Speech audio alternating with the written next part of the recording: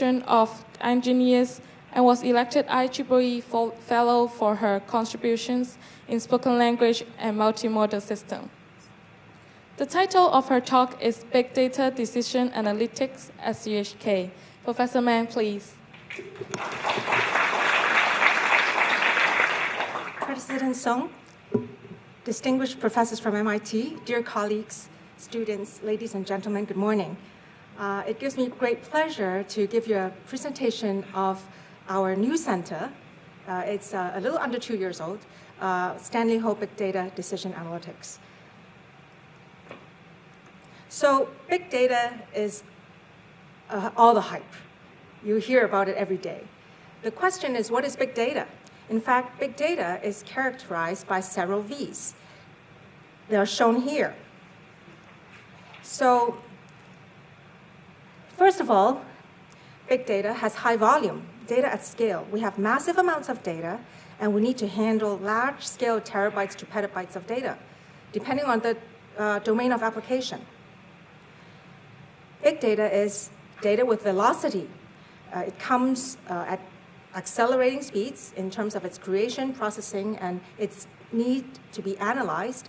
And sometimes we have to analyze streaming data to enable instantaneous decisions.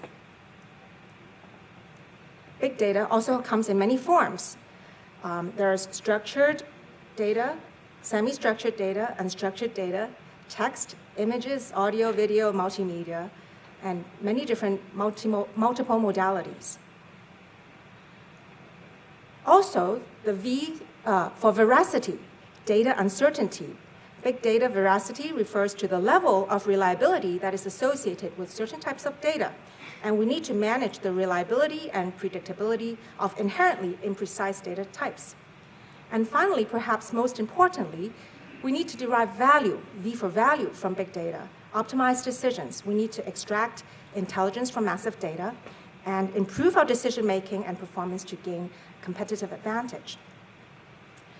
So this infographic actually gives you an idea of big data coming every minute of the day. So you can see, for example, we have 72 hours of new video going on YouTube. We have WhatsApp is very popular in Hong Kong. We have over 300,000 photos that's shared.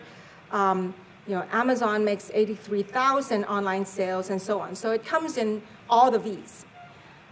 Now, for CUHK, in fact, it is the vision of our leadership to embark on data-intensive research. So with strong support from the Dr. Stanley Ho Medical Development Foundation, Mr. Patrick Hoon and his colleagues, we're able to establish the Stanley Ho Big Data Decision Analytics Research Center a little under 2 years ago. And basically, this center is coordinated by the Faculty of Engineering, so we take a focus on information processing, covering the entire food chain from data capture to processing, modeling, analysis, understanding, manipulating, and visualizing data. And we research in algorithms, computation, and analytics. In terms of the domain, we actually cover 6 major domains: health, environment, learning, logistics, social, and finance. And in the next few slides, I will give you an example of several of the domains covering our work. But actually, we have a lot more projects, so you will get a flavor of what we're doing in the center. Starting with health. So this is work done by my colleague, Professor Calvin Choi, on prescriptions based on patient records. In fact, he had a study where he was comparing 2 hypertensive treatments that are commonly used in the hospital authority system in Hong Kong, perindopril and lisinopril. The data source comes from Hospital Authority, which has a comprehensive computerized patient recording system since 2000 and has some 7 million patient records with clinical and demographic parameters and drug prescription details. In his study, he extracted patients that are prescribed with these 2 treatments in all the public hospital records from 2001 to 2005 and followed through these records till 2010. And it is found that long-term use of lisinopril has significantly higher cardiovascular mortality than perindopril. So big data actually informs us in terms of side effects or risk efficacy of drugs. My second example relates to the domain of environment. In fact, we are concerned with air pollution and health.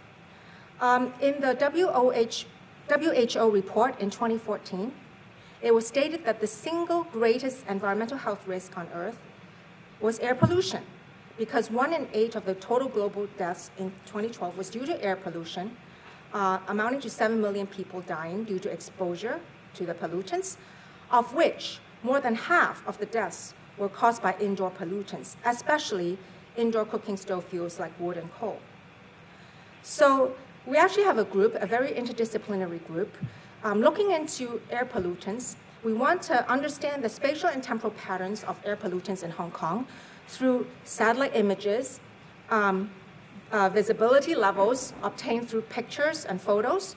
We also look at the ground stations for air quality monitoring, and also we use portable sensors to get the air pollution levels in between ground stations. So we have images and direct measurements, we have fixed equipment and mobile equipment. And the concern is that we want to know and understand our exposure to the pollutants, and in fact, our population becomes susceptible to various diseases that are attributed to these exposures. So we want to understand the environmental exposure matrix on different pollutants at the personal level. This is our grand goal.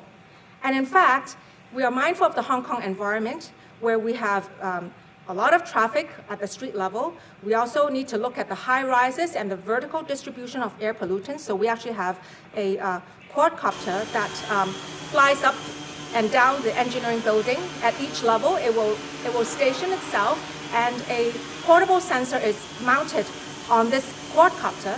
We also measure outdoor and indoor levels, and so hopefully we don't have to wear these masks indoors.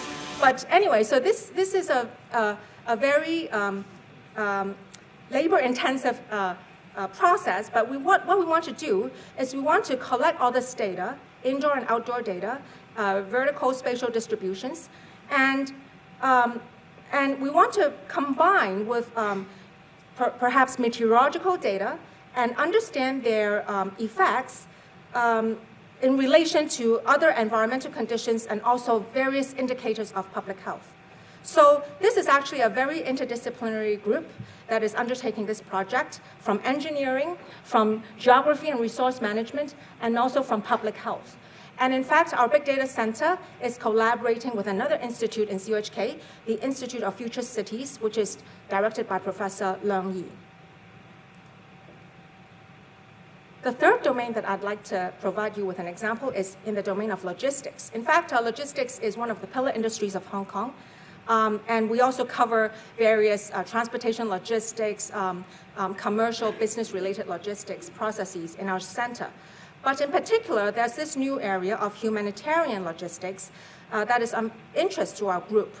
Humanitarian logistics investigates systems and methods in logistics and supply chain operations for disaster relief. So actually here you see the photos of Kasanuma in Japan 1 day after the tsunami, and the bottom one is 2 years after the tsunami.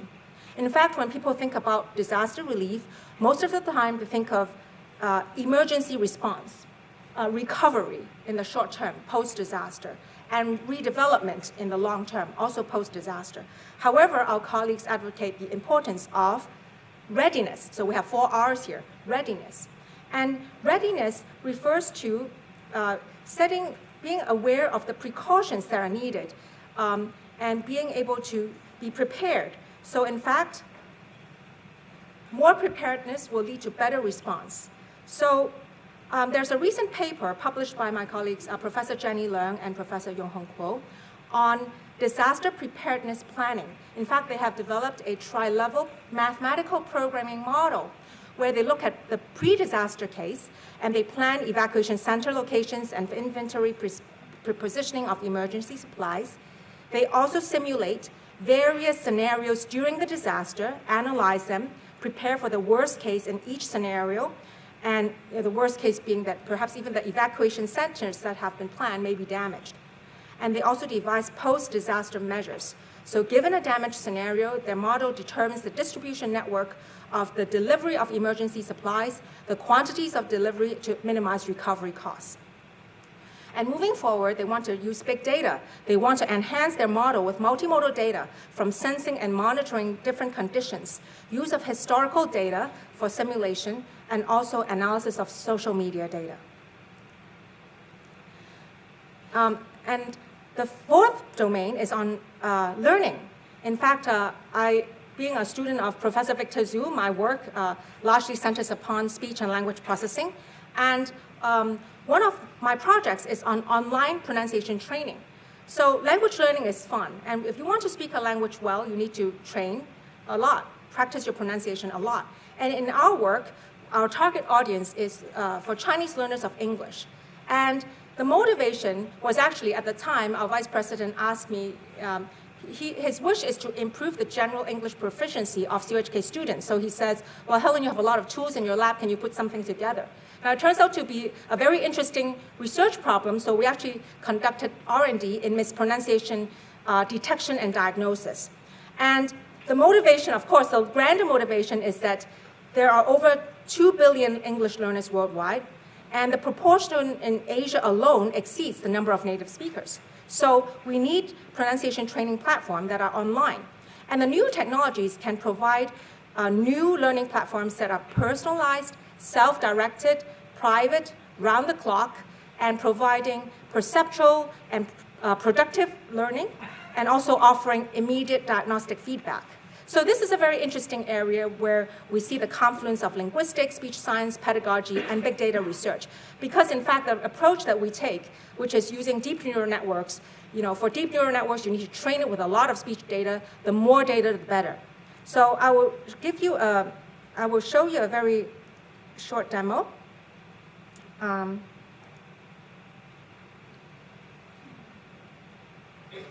guess it doesn't come out.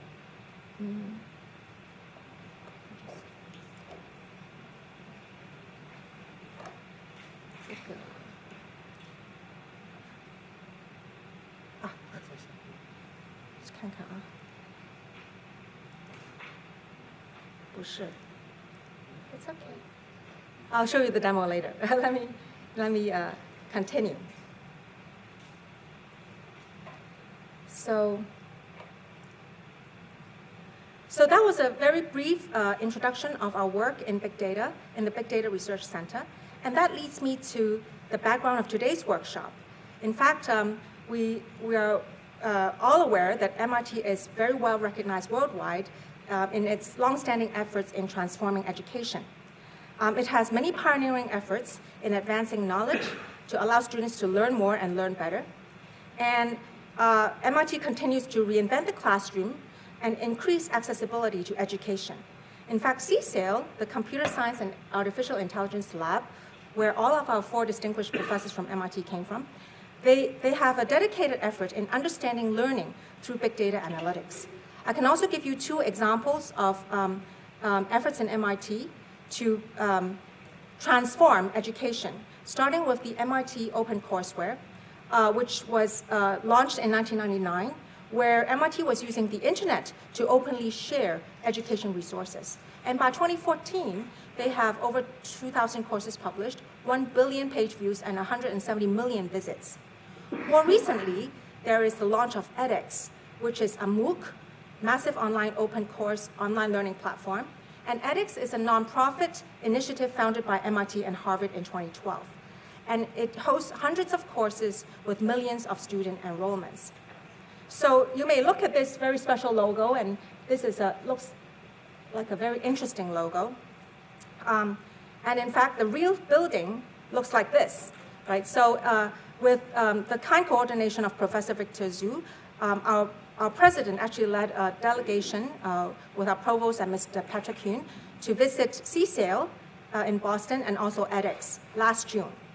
And we also met with MIT President Professor Raphael Reif and also MIT's Vice President, Professor Claude Canizares, and also MIT Chancellor of Academic Advancement, Professor Eric Grimson. So there was a lot of discussion on e-learning and big data, and we thank the MIT professors for sharing with us very generously their rich experiences and insights.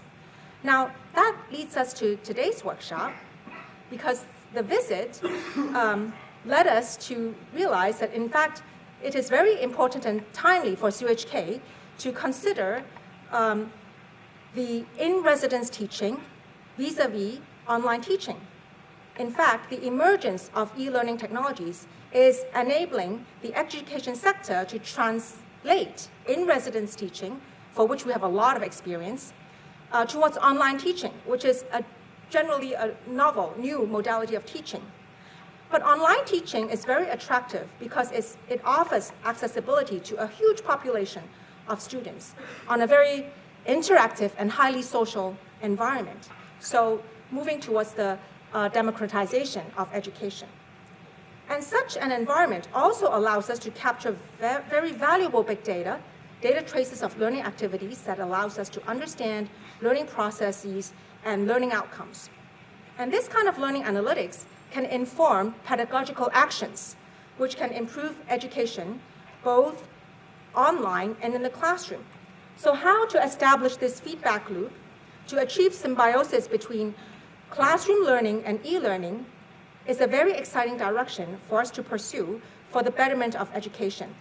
And this direction is of great interest, not only to the big data researchers, which for now in CUHK is mostly engineers and scientists, but also to our experts in education, social science, and other disciplines. So it is a very interdisciplinary endeavor. So actually with this, I hope I can set the stage for a fantastic lineup of invited talks that are coming up in this workshop. So I guess for now, I will briefly take a break and show you the demo, which somehow I had some technical difficulties. So let me try again.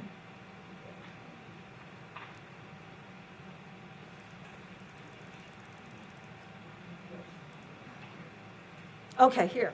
So this is my pronunciation training system, and the student can freely input any text into the system and look at the International Phonetic Alphabet for every word that should be pronounced, that they wish to practice, and they can These play. ships take cars across the river. So it will generate a visualization on the fly. This is the articulation animation based on text-to-audio-visual speech synthesis.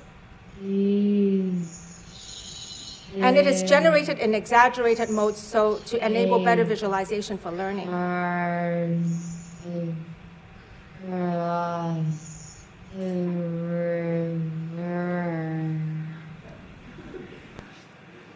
And so that's perceptual training. But we also want to support productive training where the student can try out and record himself. These ships take cars across the river. And with mispronunciation detection technologies, we are able to detect words that the system didn't like so well and show them in red, and the student can click on the model pronunciation River. and compare with his own pronunciation. River. And also look how this articulation should be done.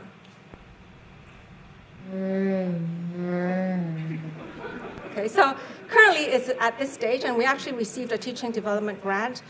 So this system is actually accessible from all the language labs across the campus, and we hope that it will contribute a little bit to what's online pronunciation training. So that concludes my talk. Thank you very much.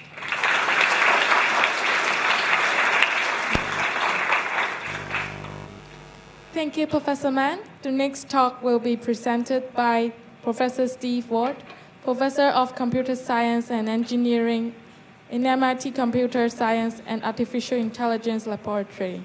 Professor Ward is the Professor of Computer Science and Engineering at MIT, whose faculty he joined in 1974. Since that time, his teaching and research have dealt broadly with the architecture of computer systems at both hardware and software levels. Recent research foci have included goal-oriented computing and related variants of conventional computing models. Currently, his primary interest is in education, including the engineering of educational tools, experiences, and concepts. Professor Ward holds SB, SM, and PhD degrees from MIT. The title of his talk is Algorithmic Education, Professor Ward, please.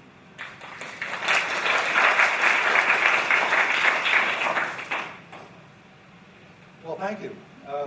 Your 4 visitors today from MIT are all computer scientists, and we're all excited about the interaction between computer science and education.